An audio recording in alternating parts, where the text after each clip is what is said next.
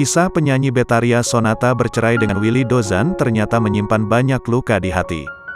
Dari pernikahannya ini, Betharia Sonata dikarunia 2 orang anak, Leon dan Nabila Dozan. Sayangnya pernikahan Betharia Sonata dan Willy Dozan kandas pada 2002. Betharia Sonata mulai menangis ketika menceritakan alasannya untuk meminta maaf langsung pada Willy Dozan. Penyanyi berusia 57 tahun ini tak ingin lagi menyimpan rasa dendam, benci, atau sakit hati terhadap mantan suaminya. Diketahui setelah perceraian pahit tersebut, dirinya selama 14 tahun tak ingin bertemu sama sekali dengan mantan suami. Betharia Sonata mulai menangis ketika menceritakan alasannya untuk meminta maaf langsung pada Willy Dozan. Penyanyi berusia 57 tahun ini tak ingin lagi menyimpan rasa dendam, benci, atau sakit hati terhadap mantan suaminya. Diketahui setelah perceraian pahit tersebut, dirinya selama 14 tahun tak ingin bertemu sama sekali dengan mantan suami.